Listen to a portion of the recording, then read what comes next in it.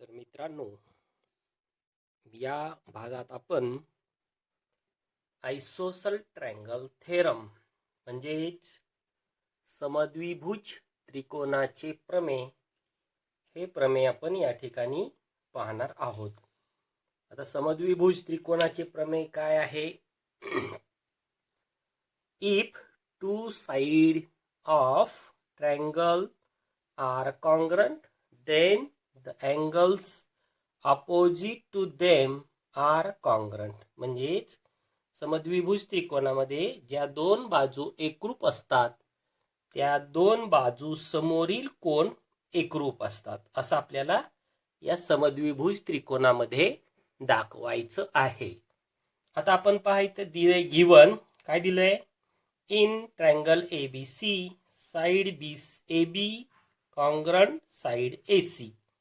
म्हणजे इथं AB आणि AC या दोन बाजू एकरूप आहे. टू प्रूव्ह काय दाखवायचंय? Angle ABC congruent angle ACB. आता पहा इथं अँगल ABC हा आणि ACB हा हे दोन कोन सारखे दाखवायचे. आता आकृतीत पाहिलं तर ह्या ज्या एकरूप बाजू आहेत ह्या एकरूप बाजू समोर येणारे हे दोन कोन आहेत आणि हे कोन आपल्याला एकरूप दाखवायचे आहेत. यासाठी आपल्याला इथे एक कन्स्ट्रक्शन करायचंय. Draw the bisector of angle BAC which intersect BC at point D. तर आता आपल्याला इथं BAC चा अँगल बायसेक्टर काढायचा आहे म्हणजेच कोन दुभाजक म्हणतो आपण. आणि तो कसा काढायचा आहे? ह्या BC ला D बिंदूत छेदल. तर आपण या ठिकाणी अशा प्रकारे एक अँगल बायसेक्टर काढूया. आता हा BC ला इथं छेदेल, इथं पॉइंट घेऊया D. आता हा अँगल बायसेक्टर असल्यामुळं हा कोन आणि हा कोन हे दोन्ही कोन कसे आहेत? एकरूप आहेत. आता याच्यावर आपण प्रूफ देऊया. आता इथं पहा अँगल बायसेक्टर काढल्यामुळं इथं दोन त्रिकोण तयार झालेत आहे. ADB दुसरा आहे ADC. इथं लिहूया in triangle ADB and triangle ADC. आता याच्यात आपल्याला काय काय सारखं दाखवता येतं? पहा AB कॉन्ग्रुएंट AC आहे. मी इथं लिहा segment AB congruent segment AC. आता हे कुठून घेतलं तर आपल्याला हे वरती दिलेलं होतं, इथं दिलेलं आहे. याला इथं रिझन लिहायचं, गिवन दिलेलं आहे. नेक्स्ट आता काय घेता येईल? हा कोन. मग हे दोन कोन एकरूप आहेत. हे कशाहून आपण कन्स्ट्रक्शन केलंय म्हणजे इथे लिहिल angle BAD congruent angle DAC. याला म्हणा कन्स्ट्रक्शन. आणि तिसरं काय आहे? ही AD साइड जी आहे ही AD साइड या दोन्ही ट्रायंगल साठी कशी आहे? कॉमन. म्हणून आपण इथं लिहू शकतो segment AD congruent segment AD. याला आपण म्हणूया इथं कॉमन साइड. दोन्हीला ती कॉमन आहे. आता बघा ह्या दोन्ही त्रिकोणामध्ये दोन बाजू एकरूप झाल्यात आणि हा त्यांचा इन्क्लुडेड अँगल म्हणजेच समाविष्ट कोन आहे. म्हणजेच हे दोन त्रिकोणाचे तीन घटक एकरूप झाले. या अर्थानं हे दोन्ही त्रिकोण काय होतील? आता एकरूप येतील. म्हणून इथं लिहा therefore triangle ABD congruent triangle ACD. इथं लिहा SAS टेस्ट म्हणजे साइड अँगल. साइड टेस्ट नुसार हे कॉन्ग्रुएंट आहे. आता बघा दोन त्रिकोण जर कॉन्ग्रुएंट झाले तर त्याच्या ज्या करस्पॉन्डिंग साइड्स असतात या काय असतात? एक कॉन्ग्रुएंट असतात आणि करस्पॉन्डिंग अँगल सुद्धा कॉन्ग्रुएंट असतात. आता पहा इथं ABD आणि ACD याच्यासाठी B आणि C हे दोन्ही काय होतील? करस्पॉन्डिंग अँगल्स येतील. Therefore angle ABD congruent angle ACD याला म्हणूया corresponding angle of congruent triangle CACT. अशा प्रकारे आपल्याला हे जे समद्विभुज त्रिकोण असतो त्यामध्ये एकरूप बाजू समोरील कोन एकरूप असतात हे आपल्याला दाखवता येतं. नेक्स्ट थेरम आपल्याला पाहायचा आहे पुढचा थेरम ऑफ 45 90 डिग्री अँगल. म्हणजे दिलेला जो काटकोन आहे त्यामधले दोन कोन आहे लघु कोन असून त्या दोघांचं प्रत्येकी माप 45 असतं. बघा आता इथं काय बनतो हा theorem. If measures of angles of triangle are 45 90 degree then the length of each side containing the right angle is 1/√2 into hypotenuse. म्हणजे दिलेल्या लघुकोन काटकोन त्रिकोणात दिलेले कोन 45 आणि 90 अंशाचे असतील तर ज्याबरोबर एकरूप बाजू आहेत किंवा काटकोन करणाऱ्या बाजू आहेत, ह्या काटकोन करणाऱ्या बाजू ह्या कर्णाच्या 1/वर्गमुळात 2 पट असतात. आता इथं पाहूया in triangle ABC angle A equal to angle C equal to 45. हा आणि हा 45 अंशाचा आहे, B 90 अंशाचा आहे. आता इथं सिद्ध काय करायचं आहे. AB इक्वल टू BC आहे इक्वल टू 1/√2 इंटू AC. आता आपण समद्विभुजांचा प्रमेय पाहिला होता. ह्या दोन एकरूप अँगल आहेत. मग इथे लिहूया proof. Angle BAC equal to angle BCA equal to 45 degree आहे. देअरफॉर मग आता याच्यानं समद्विभुज आयसोसेल ट्रायंगल थेरमनं काय येतं. मग आता ह्याच्या समोरची बाजू AB इक्वल टू याच्या समोर येणारी बाजू BC, या दोन्ही बाजू कशा आहेत इक्वल आहेत. याला आपण म्हणूया आयसोसेल ट्रायंगल थेरम. या प्रकारे हे दाखवता येतं. आता आपण ह्या त्रिकोणात पाहूया. हा कसला आहे. राईट अँगल ट्रायंगल आहे. मग बाय पायथागोरस थेरम काय येईल इथं. AC square equal to AB square plus BC square. इथं लिहूया पायथागोरस थेरम. त्यानुसार आता वरती पहा AB इक्वल टू काय BC. इथे एकाला चेंज करू आपण. AC square equal to AB square plus याला चेंज करू AB ठेवू याला. म्हणजे इथं आलं AC square equal to 1 + 1 2AB square. आपण याचं स्क्वेअर रूट घेऊ. AC equal to √2 into AB. आणि आता आपल्याला AB ची व्हॅल्यू काढायची असेल तर काय करावं लागेल. देअरफॉर AB इक्वल टू हे गुणाकारात आहे इकडे भागाकारात येईल. म्हणजे 1/√2 इंटू AC. म्हणजे AB इक्वल टू BC आहे आणि therefore AB equal to BC equal to 1/√2 AC. अशा प्रकारे आपल्याला हे या ठिकाणी सिद्ध करता येतं. आता आपल्याला याच्यानंतर दिलेला जो राईट अँगल ट्रायंगल आहे त्यातले जर ॲक्यूट अँगल एक 30 डिग्री आणि एक 60 डिग्रीचा असेल तर त्याच्यावरून आपल्याला तिथल्या त्याचे जे गुणधर्म आहेत ते गुणधर्म काय असतात ते गुणधर्म आपल्याला या थेरम मध्ये तपासायचे. आता आपण पाहूया. इथं दिलाय थेरम आपल्याला. Theorem of 30 60 90 degree angle of triangle. आता याच्यात आपल्याला काय दाखवता येतं पहा. थेरम काय म्हणतो पहा. In the acute angle of right angled triangle have measures 30 degree and 60 degree.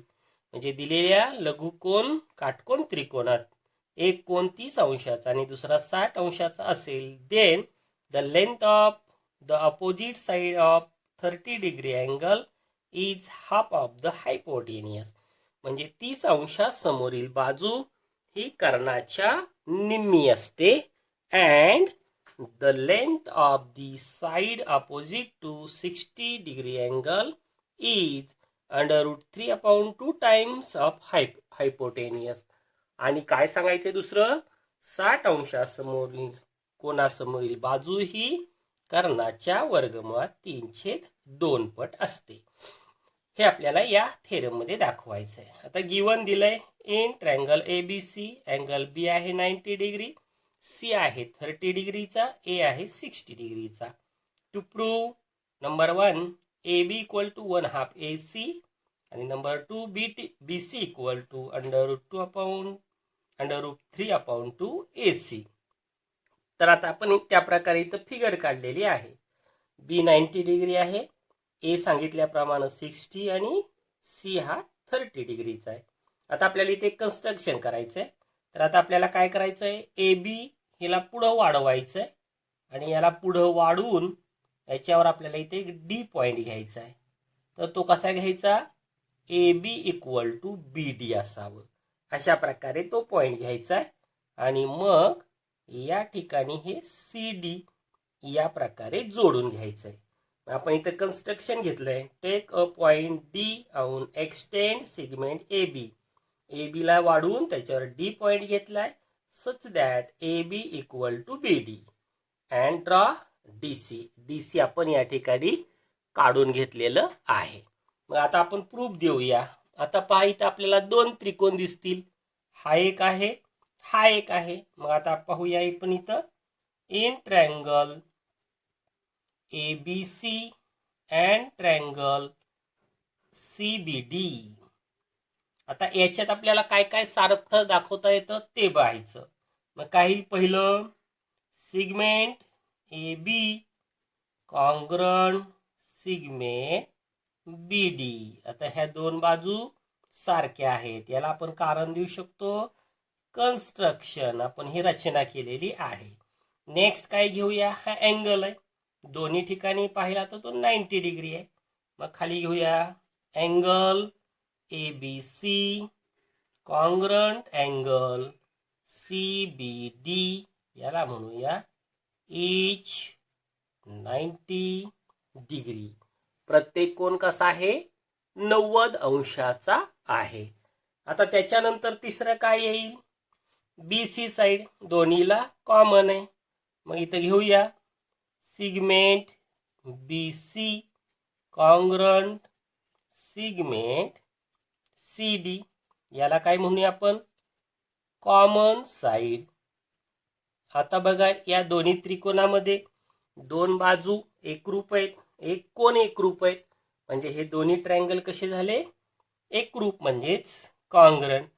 Therefore triangle ABC congruent triangle CBD SAS test. आता पहा इथं आपल्याला हे दोन त्रिकोण या ठिकाणी एकरूप झालेले दिसतील. आता दोन त्रिकोण एकरूप झाले की त्याचे संगत कोण जे असतात ते एकरूप असतात. मग इथं काय येईल, देयरफॉर अँगल इथलं पहा CAB कॉन्ग्रंट अँगल, याला कोणता येईल CDB, बरोबर आहे. याला म्हणूया congruent corresponding angle of congruent triangle CACT.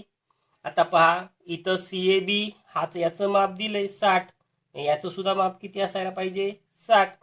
Therefore angle CAB equal to angle CDB equal to 60 degree.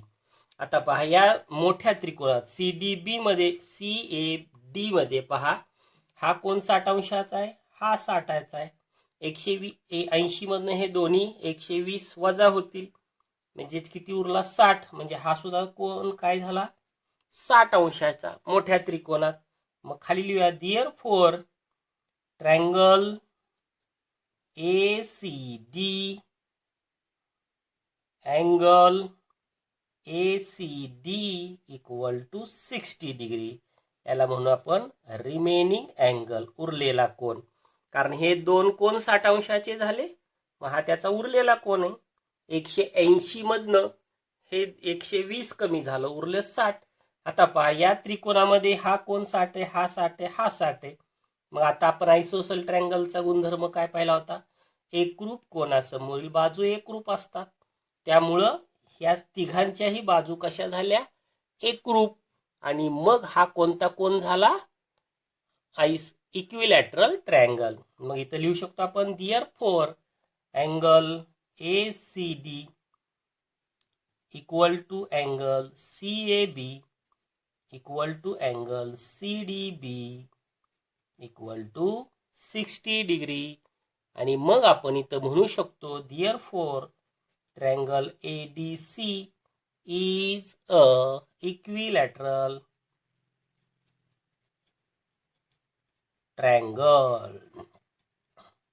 म्हणजे हा झाला समद्विभुज त्रिकोण. आणि मग समद्विभुज त्रिकोण असेल तर काय, याच्या सगळ्यांच्या बाजू कशा झाल्या, समान तीनही बाजू. therefore AC equal to AD इक्वल टू DC, तिन्ही बाजू एकरूप झाल्या. आता आपण इथं म्हणू शकतो आपण बट, इथं काय घेऊ शकतो बट. आता इथं पाहिले आपण कन्स्ट्रक्शन काय केलंय, AB इक्वल टू BD आहे, म्हणजे AB कसा आहे, AD च्या निम आहे. But AB equal to 1/2 AD, बरोबर आहे. आता आपण इथं AD ला काढून, AD बरोबर कोण आहे, AC. therefore AB equal to 1/2 AC.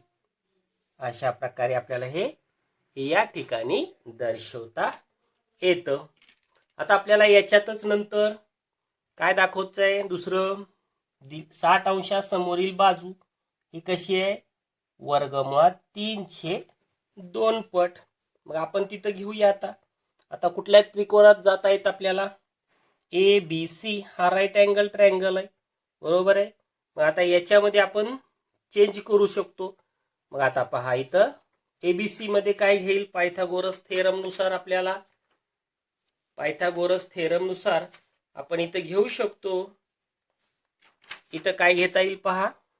आता इथं पायथागोरस थेरम नुसार AC square equal to AB square plus BC square हे पायथागोरस थेरम नुसार आपण घेतलेलं आहे. मग आता आपल्याला इथं काय करता येईल, इथं पाहिलंय AB इक्वल टू आपण घेतलंय 1/2 AC. मग आता इथं आपण जर AB ची किंमत 1/2 AC ठेवली तर इथं काय येईल, इथं पहा AC स्क्वेअर इक्वल टू, आता इथं AB चा वर्ग असेल तर 1/2 AC चा वर्ग होईल, 1/4 AC वर्ग अधिक BC वर्ग, बरोबर आहे. मग आता आपल्याला इथं AC ला ट्रान्सफर करता येईल. therefore BC square equal to AC square minus 1/4 AC square. आता इथे येईल BC स्क्वेअर इक्वल टू, आता पहा 1 मधनं इथं 1/4 घालवायचंय, दोघांचा छेद घेऊया 4 आणि मग तिरकस गुणाकार इथे 1 आहे, तिरकस गुणाकार केला तर 4 - 1 AC स्क्वेअर आपल्याला या ठिकाणी बघायला मिळेल. आता मग आपण त्याच्यावरनं खाली येऊ शकतो. काय घेऊ शकतो, therefore BC square equal to, आता पहा या दोघांची आपण वजाबाकी केलेली आहे, या दोघांची वजाबाकी केली तर काय 4 - 1 3/4 AC स्क्वेअर असं आपल्याला दिसेल. आणि मग आपण याचं स्क्वेअर रूट काढलं तर काय इथं BC इक्वल टू √3/4 चं वर्गमूळ 2 AC चं AC, म्हणजेच BC इक्वल टू √3/2 AC अशा आपल्याला या ठिकाणी पाहायला मिळतं. आणखी आपल्याला काही व्हिडिओ पाहायचे असतील तर आपण हे चॅनल सबस्क्राईब करा.